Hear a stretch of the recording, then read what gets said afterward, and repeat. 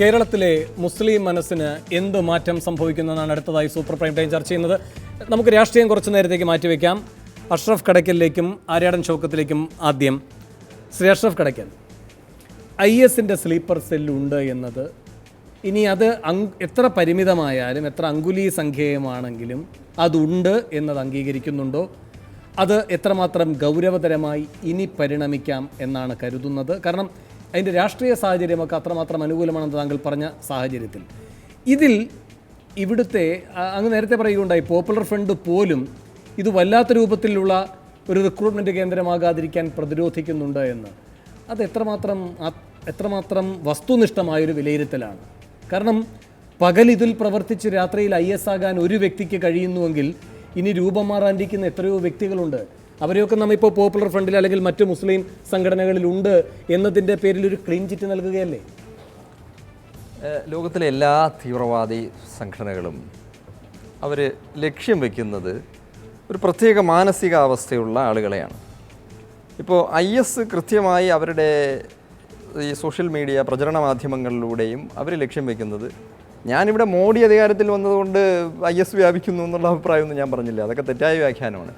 രണ്ടാമത്തത്, അതിലേക്ക് വരുമ്പോൾ അതുകൂടെ എനിക്കൊന്ന് വിശദീകരിക്കണം. കഴിഞ്ഞ കുറേ കാലങ്ങളായി ഇതുമായി ബന്ധപ്പെട്ട വിഷയങ്ങളിൽ നിരന്തരമായി ചർച്ചയും എഴുത്തും നടത്തുന്നതിൻ്റെ പേരിൽ എനിക്കെതിരെ പല മുസ്ലിം സംഘടനകളുടെയും പ്രഭാഷകന്മാർ ഓരോ ജില്ലകൾ കേന്ദ്രീകരിച്ച പ്രസംഗവും അവരുടെ സോഷ്യൽ മീഡിയയിലൂടെ കൃത്യമായി ഒരു വളരെ ഭീഷണിപ്പെടുത്തുന്ന രൂപത്തിൽ പ്രചരണങ്ങൾ നടത്തുകയാണ്. പക്ഷേ ഞാൻ ഒരു അക്കാദമിക്കിനെ പ്രതിനിധീകരിക്കുന്ന ഒരു വ്യക്തി എന്നുള്ള നിലയ്ക്ക് ഇതുപോലെ വിഷലിപ്തമായ പ്രസംഗത്തെ സംബന്ധിച്ച് അതിനെ പുറത്തു കൊണ്ടുവരികയും അതിനെ പ്രതിരോധിക്കാനൊക്കെ ഉള്ള ശ്രമം നടത്തുമ്പോൾ എനിക്ക് ശശികല ടീച്ചറെയും പരാമർശിക്കേണ്ടി വരും. എനിക്ക് തോന്നുന്നത് ഞാൻ അത്തരം ഒരു പരാമർശം നടത്തിയതിൻ്റെ പേരിലാണ് ഇപ്പം സുരേന്ദ്രൻ പോലും എനിക്കെതിരെ ഇത്തരത്തിലുള്ള ആരോപണങ്ങൾ ഉന്നയിക്കുന്നത്. പക്ഷേ അതിരിക്കട്ടെ, അത് കേരളത്തിൻ്റെ സമൂഹത്തിനറിയാം. ഞാൻ ഇതുവരെ ഈ വിഷയങ്ങളിൽ നടത്തിയ ഇടപെടലുകൾ കൃത്യമായി ആളുകൾ ഫോളോ ചെയ്തിട്ടുള്ളതുകൊണ്ട് എനിക്ക് ഇത്തരത്തിലുള്ള അഭിപ്രായ പ്രകടനങ്ങളെയൊന്നും ഞാൻ ഭയപ്പെടുന്നില്ല. പക്ഷേ ഇവിടെ നമുക്കിപ്പോൾ കേരളം IS-ന്റെ റിക്രൂട്ടിംഗ് കേന്ദ്രമാണോ, അത് ഏതൊക്കെ രൂപത്തിൽ മുസ്ലിം സംഘടനകൾ തന്നെ പ്രതിരോധിക്കുന്നുണ്ട് എന്നത് വളരെ വസ്തുനിഷ്ഠമായി നമുക്ക് പരിശോധിച്ചാൽ, നേരത്തെ ഇവിടെ സൂചിപ്പിച്ചതുപോലെ തന്നെ തീവ്രവാദി സംഘടനകൾ ലക്ഷ്യം വയ്ക്കുന്നത് ഇത്തരത്തിലുള്ള ഹതാശരായ, നിരാശരായ, ഡിസൊല്യൂഷൻഡായ ഒരു സംഘത്തെയാണ്. അപ്പോൾ ഈ ഡിസൊല്യൂഷൻമെൻറ്റ് രണ്ട് രൂപത്തിലുണ്ടാകാം. ഒന്ന്, ഞാൻ നേരത്തെ പറഞ്ഞ ആത്മീയ ദാരിദ്ര്യത്തിൻ്റെ ഭാഗമായിട്ട് വന്ന ഒരു സംഘം. മറ്റൊന്ന്, ഈ പറഞ്ഞ സംഭവവികാസങ്ങളെയൊക്കെ അവതരിപ്പിച്ച് ഇതിന് പ്രതികാര ബുദ്ധി ഉണ്ടാക്കി ഒരുതരം പ്രതികാര മനസ്സിനെ ചൂഷണം ചെയ്തുകൊണ്ട് നടത്തുന്ന ഇത് ടെററിസത്തെ സംബന്ധിച്ച് ഇതുവരെ നടന്ന പഠനങ്ങൾ പരിശോധിച്ചാൽ നമുക്ക് കാണാവുന്ന എല്ലാ ഇത് സംബന്ധിച്ച് പഠനം നടത്തിയ സൈദ്ധാന്തികന്മാരും ചിന്തകന്മാരും പറഞ്ഞിട്ടുള്ളൊരു സംഗതിയാണ്. അപ്പോൾ ഈ സോഷ്യൽ മീഡിയയിലൂടെ IS-ലേക്ക് ആളുകളെ ആകർഷിക്കുന്നവരും ശ്രമിക്കുന്നത് അവരുടെയും ആ പ്രചരണത്തിൻ്റെ കണ്ടന്റ് നമ്മൾ പരിശോധിച്ചാൽ അവരും കൃത്യമായി ഇത് തന്നെയാണ് ഉപയോഗിക്കാൻ ശ്രമിക്കുന്നത്. പക്ഷേ ഇവിടെ ഇത്തരത്തിലുള്ള പ്രചരണം കൊണ്ട് ഇവരെ ആളുകളെ ആകർഷിക്കാൻ കഴിയുന്നുണ്ടോ എന്ന് ചോദിച്ചാൽ അവർക്ക് ചില ആളുകളെ ആകർഷിക്കാൻ കഴിയുന്നുണ്ട്. അതാരെയാണെന്നും പറയാം. അത് ഈ പ്രൊഫഷണൽ രംഗത്ത്, അതായത് മാനവിക വിഷയങ്ങൾ പഠിക്കുന്നവരെ ഇന്നുവരെ അവരെ ആകർഷിച്ചതായി കാണുന്നില്ല. എൻ്റെ ഒരു നിരീക്ഷണമാണ്. ഞാൻ കാര്യമായി അതിലേക്ക് ഇറങ്ങി പരിശോധിച്ചപ്പോഴാണ് എൻജിനീയറിംഗ്, മെഡിസിൻ മുതലായ വിഷയങ്ങൾ പഠിക്കുന്നവരെയാണ് കൂടുതൽ ഇതിലേക്ക് അവർക്ക് ആകർഷിക്കാൻ കഴിയുന്നത്. അപ്പോൾ അത് കൂടുതലെന്ന് പറഞ്ഞാൽ ഞാനിപ്പോഴും വിശ്വസിക്കുന്നത് കേരളത്തിൽ ഇത്തരത്തിലുള്ള ആശയം പേര് നടക്കുന്നത് വളരെ കുറവായിരിക്കും. അത് NIA പോലും സ്ഥിരീകരിച്ചത് കൊണ്ടാണ് ഞാനും അത് വിശ്വസിക്കാൻ തയ്യാറാകുന്നത്. കാരണം പക്ഷേ ഇത് ഇന്നത്തെ അവസ്ഥയെങ്കിൽ നാളെ ഇതിലേക്ക് റിക്രൂട്ട് ചെയ്യപ്പെടാമെന്നൊരു അവസ്ഥയുണ്ട്. കാരണം ഇത്തരത്തിലുള്ള മാനസികാവസ്ഥ, ആത്മീയ ദാരിദ്ര്യം ബാധിച്ചവരെ ആത്മീയ തീവ്രവാദത്തിലേക്ക് നയിക്കപ്പെട്ട ഒരു സംഘം ആളുകൾ. രണ്ട്, ഇത്തരത്തിലുള്ള ഹതാശരായ പ്രതികാര ബുദ്ധിയുള്ള കുറച്ച് ആളുകൾ. അപ്പോൾ അവരെ ഈ രണ്ടുപേരെയും ടാർഗറ്റ് ചെയ്തുകൊണ്ട് അവരിലേക്ക് ആകർഷിക്കാനുള്ള ശ്രമം കൃത്യമായി നടക്കുന്നുണ്ട്. അതിൽ ചില ആളുകളൊക്കെ വീണുപോയിട്ടുണ്ട്. നാളെ വേറെ ഇതിനെ കൃത്യമായി നമ്മൾ പ്രതിരോധിച്ചില്ലെങ്കിൽ നാളെ കൂടുതൽ ആളുകൾ വീണുപോകാം. ഞാനതിനെ അംഗീകരിക്കുന്നു. ശരി.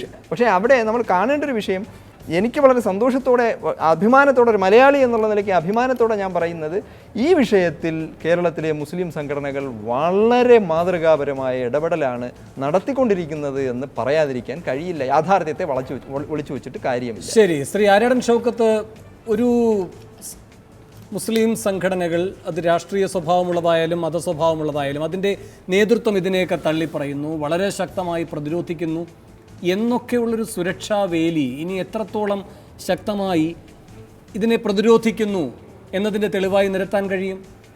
ശ്രീ ആര്യാടൻ ഷൗക്കത്ത്, ഇപ്പോൾ എന്തുകൊണ്ടാണ് ഇത്തരമൊരു നീക്കം സംഭവിക്കുമ്പോൾ, ഇത്തരമൊരു വാർത്ത വരുമ്പോൾ ആര്യാടൻ ഷൗക്കത്ത്, താങ്കൾ അടക്കമുള്ളവർ, ഇന്നിപ്പോൾ മാതൃഭൂമിയിൽ ഒരു നല്ല ലേഖനവും താങ്കൾ എഴുതിയിട്ടുണ്ട്, സ്വന്തം മതേതരത്വം, സ്വന്തം ദേശസ്നേഹം, സ്വന്തം ജനാധിപത്യ ബോധം, ഇതൊക്കെ വീണ്ടും തെളിയിക്കേണ്ട ഒരു നിലയിലേക്ക് സ്വയം എത്തുന്നത്? ഒറ്റ കാര്യം കൂടി പറയാം.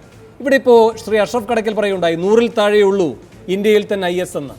സാർ, ഇപ്പോൾ IS ഇപ്പോൾ സിറാക്കിലാണല്ലോ, സിറിയയും ഇറാഖും അവർ തന്നെ പറയുന്ന രൂപത്തിലാണ് എങ്കിൽ 10 മില്യനാണ്. അങ്ങനെയെങ്കിൽ അവർ തന്നെ ഏകദേശം കണക്ക് കൂട്ടുന്ന ഇതുവരെയുള്ള അവരുടെ ഒരു അംഗബലം ലോകത്തിൻ്റെ ഭൂപടത്തെ ഉദാഹരിക്കുകയാണ് എങ്കിൽ ബ്രിട്ടൻ്റെ അത്രയും വലിപ്പം അവരുടെ രാഷ്ട്രത്തിനുമുണ്ട്. എന്ന് വെച്ച് ഇത് ലോകത്ത് എത്രയും തുച്ഛമായ ഒരു കൂട്ടമാണ്, എത്ര തുച്ഛമായൊരു സ്ഥലമേ ഉള്ളൂ അവർ ഇതുവരെ അപഹരിച്ചെടുത്തിട്ടുള്ളത് എന്നാശ്വസിച്ചിരിക്കാൻ ലോകത്തിന് കഴിയില്ല എന്നതുപോലെ ശ്രീ ആര്യാടൻ ഷൗക്കത്ത്, കേരളത്തിലെ മതരാഷ്ട്രീയ സമുദായ സംഘടനകൾക്കും ഇങ്ങനെ ഒരു താരതമ്യ കണക്കിൻ്റെ ബലത്തിൽ മുന്നോട്ട് പോകാൻ കഴിയില്ല. യോജിക്കുന്നുണ്ടോ താങ്കൾ? വേണു, ഇവിടെ സത്യം പറഞ്ഞാൽ എനിക്ക് കാണാൻ സാധിക്കുന്നത് ഈ SDPIയുടെ പ്രതിനിധി പറയുന്നതും അതേപോലെ തന്നെ അഷ്റഫ് കടക്കൽ പറയുന്നതും ഒക്കെ അവർ പരസ്പരം യോജിച്ചുകൊണ്ട് സംസാരിക്കുക. ഈ ഒരു അതിഭയാനകമായ ഒരു സാഹചര്യത്തെ അതിലാഘവത്തോടു കൂടിയാണ് അഷ്റഫ് ഇവിടെ പറയുന്നത്. മാത്രമല്ല അതിനെയാണ് പലപ്പോഴും ഷംസീർ പിന്തുണക്കുന്നത്. ഇവിടെ വാസ്തവത്തിൽ എന്താ നടക്കുന്നത്? ആരാണ് ഇതിന് കൃത്യമായിട്ട് ISIS ഭീകരവാദമായാലും ഇതിന് മുൻപുള്ള ഭീകരവാദ പ്രസ്ഥാനങ്ങളാണെങ്കിലും ഇതിന് വളരെ ആഴത്തിലുള്ള വേരുകൾ കേരളത്തിലുണ്ട്. ഇത് കേവലം 100-ലല്ല നിൽക്കുന്നത്. ഇപ്പോൾ ഈ പറയുന്ന യമനിലേക്ക് തന്നെ, ദമ്മാജിലേക്ക് തന്നെ പോയ ആളുകളെ, അവരുടെ 35-ലധികം ആളുകൾ പോയിട്ടുണ്ട് എന്ന് ഇപ്പം NIA പറഞ്ഞുകൊണ്ടിരിക്കുക. അല്ല, 35 കേന്ദ്രങ്ങളിൽ ഇവരുടെ സ്വാധീനം കേരളത്തിലുണ്ട് എന്ന് NIA ഇപ്പോൾ ലേറ്റസ്റ്റായിട്ട് പറഞ്ഞിരിക്കുക. മാത്രമല്ല ഇതിൻ്റെ ഏറ്റവും വലിയ പ്രശ്നം എന്താണ്? ഇവിടെ നമ്മൾ കാണുന്ന രാഷ്ട്രീയ ലാഭത്തിന് വേണ്ടി ഇവരെ തലോടിയും അല്ലെങ്കിൽ അല്പം എന്താ പറയുക വിമർശിച്ചുമൊക്കെ പോകുന്നതല്ല ഇവിടെ സത്യം പറഞ്ഞാൽ ഇതിൻ്റെ യഥാർത്ഥമായി ഇവർക്ക് ആശയപരമായ പിന്തുണ കൊടുക്കുന്നത് ആരാണ് കേരളത്തിൽ? കൃത്യമായി നമ്മുടെ മുന്നിലുണ്ടല്ലോ. ഇവിടെ ജമാഅത്തെ ഇസ്ലാമിയുടെ സ്ഥാപകനായ അബുൽ അല മൗദൂദി, അദ്ദേഹം എഴുതിയ തത്വസംഹിതയാണ് ഇന്ത്യ രാജ്യത്ത് ഈ പറയുന്ന ഈ ISIS ആണെങ്കിലും ലഷ്കർ-ഇ തോയ്ബയാണെങ്കിലും ബാക്കി ആരാണെങ്കിലും അവർക്കൊക്കെയുള്ള ആശയപരമായ ആയുധം അണിയിച്ചത് അവരാണ്. മാത്രമല്ല ഈ രാഷ്ട്രീയ ഇസ്ലാം, അതല്ലെങ്കിൽ ഇസ്ലാമിക് സ്റ്റേറ്റ് എന്നതിനെക്കുറിച്ച് അബുൽ അല മൗദൂദി കൃത്യമായി പറയുന്നുണ്ട്. അപ്പോൾ അതൊക്കെ ആ പുസ്തകങ്ങളൊക്കെ ഇപ്പോഴും ഇവിടെ വിൽക്കപ്പെടുകയാണ്, ആ സാഹിത്യങ്ങൾ കിട്ടുവാണ്. ജമാഅത്തെ ഇസ്ലാമിയുടെ ഔദ്യോഗികമായ പ്രസിദ്ധീകരണ വിഭാഗമായ ഇസ്ലാമിക് പബ്ലിഷിംഗ് ഹൗസ് IPH, ആ IPHലൂടെ ആ പുസ്തകങ്ങൾ ഇന്നും ലഭ്യമാണ് ഇവിടെ. ആ പുസ്തകത്തിൽ ഇപ്പോൾ ISIS പറഞ്ഞ കാര്യമാണ് ആ പുസ്തകത്തിൽ വളരെ കൃത്യമായി അബുൽ അല മൗദൂദി പറയുന്നത്. ആ പുസ്തകം മാത്രമല്ല, ഇസ്ലാമിൻ്റെ രാഷ്ട്രീയ സിദ്ധാന്തം എന്നാണ് ഈ പുസ്തകത്തിൻ്റെ പേര്. അബുൽ അല മൗദൂദി 1952 ഇവരെ IPH പ്രസിദ്ധീകരിച്ച് 1992 വരെ വീണ്ടും പ്രസിദ്ധീകരിച്ചുകൊണ്ടിരിക്കുന്ന പുസ്തകമാണ്. അതിൽ പറയുന്ന കുറച്ച് വരികളൊന്ന് ഞാൻ സമയമുണ്ടെങ്കിൽ ഞാനൊന്ന് പറയാം. അദ്ദേഹം പറയുന്നത്, ഇസ്ലാമിക് സ്റ്റേറ്റ് ഇന്നറിയപ്പെടുന്ന അർത്ഥത്തിലുള്ള ഒരു ജനാധിപത്യ മതേതര രാഷ്ട്രം അല്ല.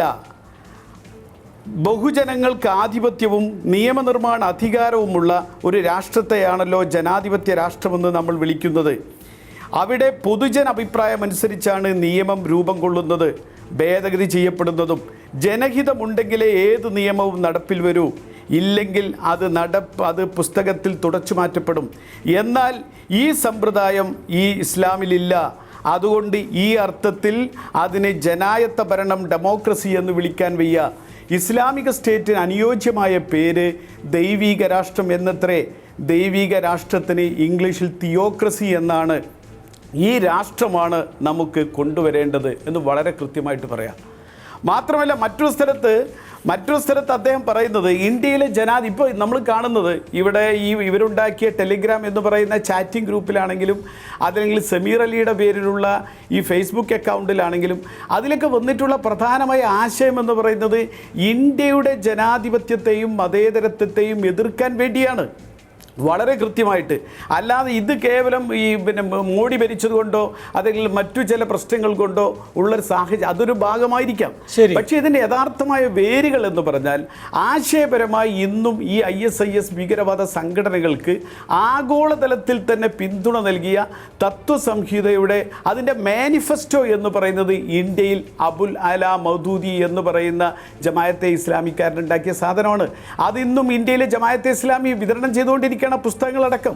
മാത്രമല്ല വളരെ വ്യക്തമായി ഇതിൽ നമുക്ക് വളരെ വ്യക്തമായി മറ്റൊരു കാര്യം മനസ്സിലാവുന്നത്, ഇന്ന് സമീർ അലിയുടെ ഫേസ്ബുക്കിലും ഇവർ ടെലഗ്രാം ചാറ്റിങ്ങിലൂടെയും ഇന്ത്യയുടെ ജനാധിപത്യത്തിനും മതേതരത്വത്തിനും എതിരായി പറഞ്ഞ കാര്യങ്ങൾ മൗദൂദിയുടെ പുസ്തകത്തിൽ പറഞ്ഞ കാര്യങ്ങൾ മാത്രമാണ്. അദ്ദേഹം പറയുന്ന ഒരു കാര്യം കൂടി ഞാൻ വായിക്കാം. ആധുനിക മതേതര ദേശീയ ജനാധിപത്യം നിങ്ങളുടെ ഇസ്ലാമിനും ഈമാനിനും ഘടകവിരുദ്ധമാണ്. നിങ്ങൾ അതിൻ്റെ മുന്നിൽ സർവാത്മന തലകുണിക്കുകയാണെങ്കിൽ നിങ്ങളുടെ വിശുദ്ധ ഖുർആനെ പിറകോട്ട് വലിക്കലായിരിക്കും. നിങ്ങളതിൻ്റെ സ്ഥാപനത്തിലും നടത്തിപ്പിലും പങ്കുവഹിക്കുന്നുണ്ടെങ്കിൽ നിങ്ങളുടെ തിരുദൂതനോട് നിങ്ങൾ ചെയ്യുന്ന കടുത്ത വഞ്ചനയായിരിക്കും. നിങ്ങളതിൻ്റെ കൊടി പിടിക്കുകയാണെങ്കിൽ നിങ്ങളുടെ ദൈവത്തിനെതിരെ രാജ്യദ്രോഹക്കൊടി ഉയർത്തലായിരിക്കും. ഏതൊരു പരിശുദ്ധ ഇസ്ലാമിൻ്റെ പേരിൽ മുസ്ലിങ്ങൾ നിങ്ങൾ സ്വയം അവകാശപ്പെടുന്നുണ്ടോ, നിങ്ങൾ ഇതിനെതിരെ പോരാടിയേ മതിയാവൂ. എന്തിനെതിരെ? ജനാധിപത്യത്തിനും മതേതരത്വത്തിനും ദേശീയതക്കുമെതിരെ പോരാടിയേ മതിയാവൂ. ഇത് തന്നെയാണ് ഇന്നത്തെ ഞാൻ ഇടപെടുകയാണ്. എനിക്ക് ശ്രീ അഷ്റഫ് കടയ്ക്കൽ നിന്നും ചുരുക്കം വാക്കിൽ അതിന് മറുപടി വേണം. അതിനു മുമ്പ് ശ്രീ നൂറുൽ അമീൻ, ഇവിടെ ശ്രീ അഷ്റഫ് കടയ്ക്കൽ ചൂണ്ടിക്കാട്ടിയ കാര്യം, ഇതിൻ്റെ സാഹചര്യം ഒരുങ്ങുന്നത് എങ്ങനെയെന്ന്. സൈബർ ലോകത്തെ നമുക്ക് ഇല്ല എന്ന് കണ്ട് ഒഴിവാക്കാൻ കഴിയില്ല, യുവാക്കളെ നമുക്ക് ഇല്ല എന്ന് പറഞ്ഞ് ഒഴിവാക്കാൻ കഴിയില്ല. അപ്പോൾ ഈ സൈബർ ലോകവുമായി യുവാക്കൾ ഈ രൂപത്തിൽ ഒരു ആശയപ്രചാരണത്തിൻ്റെ ഭാഗമാവുക, അതിൽ ആകർഷ്ടരാവുക, പിന്നെ അതിൻ്റെ പതാകവാഹകരാകുക എന്നത് സംഭവിക്കുന്നുണ്ട് എങ്കിൽ നിങ്ങളുടെ ചിന്താഗതികൾ എത്രമാത്രം നിങ്ങൾ ISനെ ആവർത്തിച്ച് തള്ളിപ്പറയുന്നതാണ് എങ്കിലും ഇതിൻ്റെ ഒരു ലോഞ്ച് പാഡായി പ്രവർത്തിക്കുന്നു എന്ന വിമർശനത്തിനോടുള്ള മറുപടി എന്ത്? ഒരു കാര്യം കൂടി, സാമ്പത്തിക താല്പര്യങ്ങൾ, അതിലേക്ക് നിങ്ങൾ നൽകുന്ന ഊന്നൽ, അതിൻ്റെ ഭാഗമായി ഇവർക്കുണ്ടാകുന്ന നിരാശ, ഹതാശരാകുന്ന അവർക്ക് പുതിയ പോംവഴികൾ എന്ന നിലയിൽ മതത്തിൻ്റെ തീവ്രത ആദ്യം, പിന്നെ മതത്തിൻ്റെ ഭീകരത അടുത്ത ഘട്ടം എന്ന നിലയിലേക്ക് പോവുകയാണ്. അവസാനത്തെ ഘട്ടത്തെ മാത്രം വിമർശിക്കുന്നതുകൊണ്ട് കാര്യമില്ല, അതിന് മുൻപുള്ള ഘട്ടങ്ങളെ നിങ്ങൾ പ്രതിനിധീകരിക്കുന്നു. ശ്രീ നൂറുൽ അമീൻ. വേണു വസ്തുതാപരമായിട്ട് കാര്യങ്ങൾ സമീപിക്കുകയാണെങ്കിൽ വേണു അപ്പറഞ്ഞ കാര്യം യാഥാർത്ഥ്യമല്ല എന്നതിന് പോപ്പുലർ ഫ്രണ്ടിൻ്റെയും അതുപോലെ ഇന്ത്യയിലെ മുസ്ലിം സംഘടനകളുടെയും പ്രായം ഒന്ന് പരിഗണിക്കുമ്പോൾ മനസ്സിലാവും. അതുപോലെ തന്നെ ഇവരൊക്കെ ആശയപ്രചരണങ്ങൾക്ക് പല പ്രസിദ്ധീകരണങ്ങളും നടത്തുന്നുണ്ട്, പല വേദികൾ ഉപയോഗപ്പെടുത്തുന്നുണ്ട്, പല മീഡിയകൾ ഉപയോഗപ്പെടുത്തുന്നുണ്ട്. പ്രായം നോക്കിയാൽ IS എന്ന് പറയുന്നത് 2013 മാത്രം ഉണ്ടായതാണ്.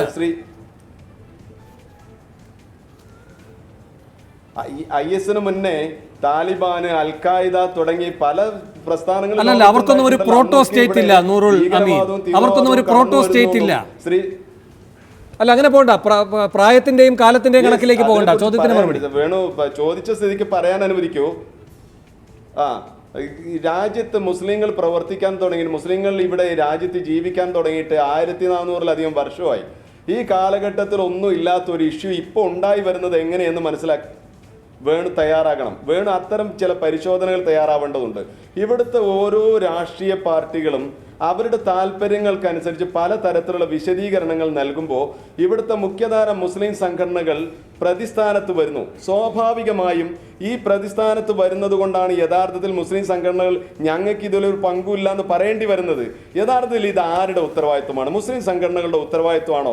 മറ്റു സംഘടനകളിൽ നിന്ന് ഇപ്പോൾ ഇവിടെ പറയപ്പെട്ടതുപോലെ ശ്രീ സുരേന്ദ്രന്റെ പാർട്ടി ഏതെല്ലാം തരത്തിലുള്ള അക്രമങ്ങൾ രാജ്യത്ത് നടത്തുന്നു? ശരി, ഞാൻ ഇടപെടുകയാണ്. എനിക്ക് ഇടവേളയിൽ കൂടി പോകണം. സുരേന്ദ്രനിലേക്കും ഷംസീറിലേക്കും എനിക്ക് ഇടവേളയ്ക്ക് ശേഷമേ പോകാൻ കഴിയൂ. അതിന് തൊട്ട് മുമ്പ് ശ്രീ അഷ്റഫ് കടയ്ക്കൽ, മൗദൂദിയുടെ പുസ്തകം ഇവിടെ വിൽക്കപ്പെടുകയാണ്. പിന്നെ ഇപ്പോ അല്ലല്ല, എന്നോട് ക്ഷമിക്കണം, സമയമുണ്ടെങ്കിൽ ഞാൻ ഒരിക്കൽ കൂടി വരാം താങ്കളിലേക്ക്. ഒരു നീതി വേണം. നിശ്ചയമായും താങ്കളുടെ സമയത്ത് താങ്കൾ കൃത്യമായ മറുപടി പറയുന്നില്ല. 1 മിനിറ്റ് കൂടി തരാം ശ്രീ നൂറുൽ അമീൻ, വേഗം. ഞാനൊരു അവസരം നിഷേധിച്ചു എന്നൊരു ആക്ഷേപം വേണ്ട, താങ്കൾക്ക് മറുപടി പറയാം. വേണു, ഞാൻ പറഞ്ഞത് എന്താന്ന് പറഞ്ഞാൽ പോപ്പുലർ ഫണ്ട് അതിന്റെ മുഴുവൻ സംവിധാനങ്ങൾ ഉപയോഗിച്ച് ഇതിനെതിരായിട്ട് IS എന്ന് പറയുന്ന ഭീഷണിക്കെതിരായിട്ട് പ്രവർത്തിക്കുന്നുണ്ട്.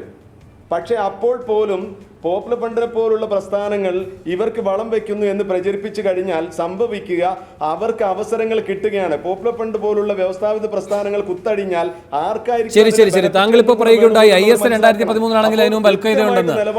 ഈ പറയുന്ന SDPIക്ക് മുൻപ് എന്ത് പേരായിരുന്നു, അതിനു മുമ്പ് എന്ത് പേരായിരുന്നു എന്ന് തിരിച്ചുമുള്ള ചോദ്യങ്ങൾ വരും. ഞാൻ ഇടപെടുകയാണ്. ശ്രീ അഷ്റഫ് കടയ്ക്കൽ, അങ്ങനെ പോകുമ്പോൾ ഈ അന്വേഷിച്ചു പോകുമ്പോൾ സിമി നിരോധിച്ചതിൽ നിന്ന് തുടങ്ങുകയാണ് ഈ രൂപമാറ്റങ്ങൾ എന്ന ആക്ഷേപത്തിനുള്ള മറുപടി. പിന്നെ മൗദൂദിയുടെ പുസ്തകം എന്താ ഇവിടെ ഇപ്പോഴും വിൽക്കപ്പെടുന്നു എന്നത്.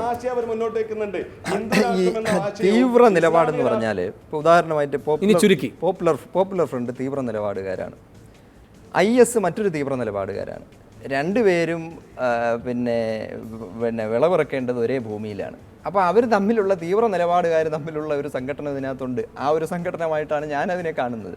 കാരണം അവർ മീൻ പിടിക്കുന്നതും ഒരേ കുളത്തിൽ നിന്ന്, IS മീൻ പിടിക്കേണ്ടതും ഒരേ കുളത്തിൽ നിന്ന്. അപ്പോൾ മനുഷ്യനെ ഇത്തരത്തിലുള്ള തീവ്ര നിലപാടിലേക്ക് കൊണ്ടുപോകുന്ന പ്രവർത്തനങ്ങൾ ആരതിൽ അത് IS ആണ്. താങ്കൾ ആദ്യം പറയുകയുണ്ടായി ജമാഅത്ത് ഇസ്ലാമി ഉൾപ്പെടെ ഇതിനെ പ്രതിരോധിക്കുന്നു. അത് ഞാൻ IS-ന്റെ വിഷയത്തിലാണ്. മൗദൂദിയുടെ പുസ്തകം വിൽക്കുന്നു. ആര്യാടൻ ഷൗക്കത്ത് ഇവിടെ സൂചിപ്പിച്ചൊരു കാര്യം എന്ന് പറഞ്ഞാൽ, അദ്ദേഹം ഞാൻ ഇത് സംബന്ധിച്ച കാര്യങ്ങളിൽ ഇടപെട്ടിട്ടുള്ളത് കൃത്യമായി ഫോളോ ചെയ്തിട്ടില്ല എന്ന് എനിക്ക് മനസ്സിലായി. ഞാനിതിൽ പിന്നെ ഒരു മതരാഷ്ട്രവാദത്തെ സംബന്ധിച്ചുള്ള താത്വികമായ വിശകലനത്തിലേക്കല്ല ഞാൻ പോകുന്നത്. ഞാൻ ഈ വിഷയത്തെ കാണുന്നത് IS-ന്റെ ഡോക്യുമെൻ്റ് പരിശോധിച്ചതിൽ നിന്നാണ്. ഇപ്പോൾ IS-ന്റെ നമുക്ക് ലഭ്യമായ ഏതാണ്ട് 15ഓളം വരുന്ന അവരുടെ ഈ ജേണൽ ദാബിക്കിൻ്റെ തന്നെ ജേണൽ നമ്പർ 12 ജേണൽ തന്നെ കവർ സ്റ്റോറിയിൽ അവർ ബ്രദർഹുഡ്, മുർത്തദ് ബ്രദർഹുഡ് എന്ന് പറഞ്ഞിട്ടാണ് അതിൻ്റെ കവർ സ്റ്റോറി പോലും. അങ്ങനെ IS-നെ വെച്ച് നമ്മൾ വിലയിരുത്തുമ്പോൾ ഈ കാര്യങ്ങളുണ്ട്. പക്ഷേ അതിലേക്കാണ് ഞാൻ വരുന്നത്. ഈ മതരാഷ്ട്രവാദം എന്നൊരു സങ്കല്പം കാലങ്ങളായി മലയാളിക്ക് പരിചയപ്പെടുത്തിയത് ഞാൻ അതിലേക്കാണ് വരുന്നത്. ഞാൻ അതിലേക്കാണ് വരുന്നത്. നിങ്ങൾ പറയുന്ന ഇതേ വിഷയത്തിൽ കുറേ സെമിനാറുകളിൽ പേപ്പറും ചെയ്തിട്ടുള്ള ഒരാളാണ് ഞാൻ. അപ്പോൾ ഈ മുസ്ലിം ബ്രദർഹുഡിൻ്റെ ആസ്ഥാനത്ത് പോയി സെമിനാർ ചെയ്ത ഒരാളാണ് ഞാൻ. അപ്പോൾ ഈ മൗദൂദിയുടെ പുസ്തകം ഇവിടെ വിൽക്കുന്നുണ്ട്. പിന്നെ ഇസ്ലാമിക് സ്റ്റേറ്റ് എന്ന് പറയുന്ന ഒരു കൺസെപ്റ്റ് താത്വികമായി മലയാളിക്ക് പരിചയപ്പെടുത്തിയത് ജമാഅത്തെ ഇസ്ലാമിയാണ്. ജമാഅത്തെ ഇസ്ലാമിയുടെ ഏറ്റവും വലിയ പ്രതിസന്ധിയും അത് തന്നെയാണെന്ന് വിശ്വസിക്കുന്ന ഒരാളാണ്. കാരണം അവർ ഒന്നുകിൽ കൃത്യമായി അവരിപ്പോൾ പിന്നെ ഹുക്കുമത്തെ ഇലാഹി, അതുപോലെ ഇഖാമത്തുദ്ദീൻ, അതിൽ നിന്ന് മൂല്യാധിഷ്ഠിത രാഷ്ട്രീയത്തിലേക്ക് എത്തി എന്നതാണ് അവൻ്റെ ഒരു പരിണാമദശയെ സംബന്ധിച്ച് നമുക്ക് ഒറ്റ വാക്കിൽ പറയാവുന്നത്. പക്ഷേ അപ്പോൾ പറയുമ്പോഴും മൗദൂദി ഈ വിഷയം സംബന്ധിച്ച് എഴുതിയ പുസ്തകങ്ങളോട് എന്ത് നിലപാടെടുക്കുന്നു എന്ന് ജമാഅത്തെ ഇസ്ലാമി വ്യക്തമാക്കേണ്ട ഒരു കാര്യമാണ്. അത് താത്വികമായ ഒരു ചർച്ചയായതുകൊണ്ട് IS-ലേക്ക് ഞാൻ ബന്ധിപ്പിച്ചില്ല എന്ന് മാത്രം. ശരി, ഞാൻ ഒരു ഇടവേളയിൽ കൂടി പോകാൻ. ഇടവേളയ്ക്ക് ശേഷം അവസാനമായി AN ഷംസീറിന്റെയും K സുരേന്ദ്രന്റെയും രാഷ്ട്രീയ പ്രതികരണത്തിലേക്ക്. ഇടവേളയ്ക്ക് ശേഷം